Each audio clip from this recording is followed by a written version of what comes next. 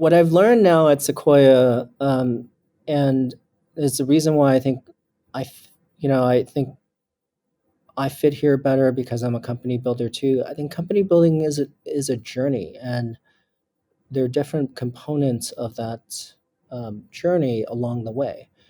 We like to partner early in the company's life cycle because there's a lot to get right at the beginning and plant the right DNA at the beginning, and then it's a journey along the way. And we like to talk about seeding excellence at the start.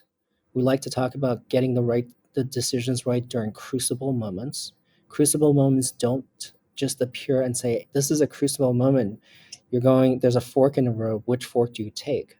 They're not that clear. Um, and I think founders are very, very good at starting, and they start despite what everybody tells them, and why it's going to fail. And so at the beginning, the reason for they started was they basically didn't listen, or they ignored all the advice.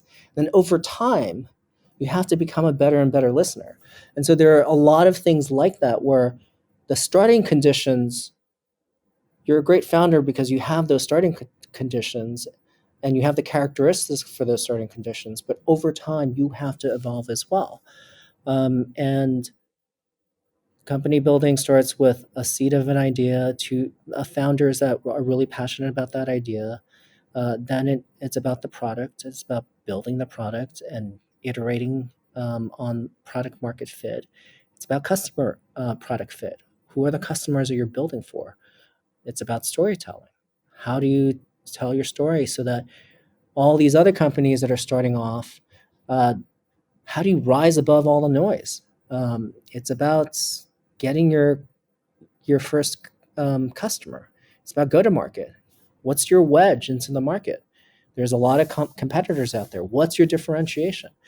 And at the end of the day, we're looking for a company that endures. And so I think the most important element is not necessarily the idea, but the willingness to be on this journey and be willing to outlast everybody else.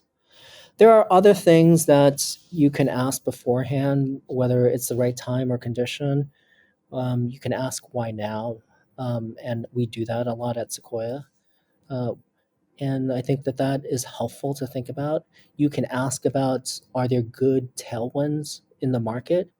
Um, I think some of the misleading questions are like, how big is the TAM? I don't know how big the TAM was for ride sharing or for home sharing or for food delivery back when any of these companies were started.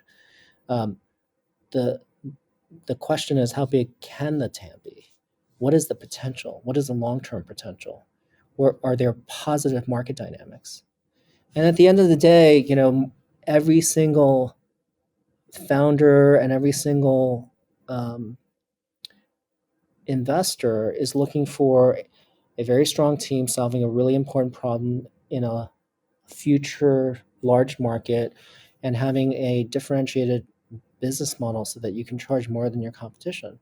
But that's not a limiting set. That if you can you can look at it a few ways. There are a lot of things that satisfy those conditions. Or you can look at it like, how am I going to limit the set because I can't do everything. I can't start every single company, and I can't invest in every single company. So how am I going to limit it? And for me, I've always looked for founder market fit. And Tony at DoorDash has founder market fit because he grew up in the restaurant industry. Brian has founder market fit because he's been thinking about this travel problem for a long period of time. Lauren Myrick at Found was an accountant. She started her small business. She had a small business on the side. She wants to help small businesses. A lot of people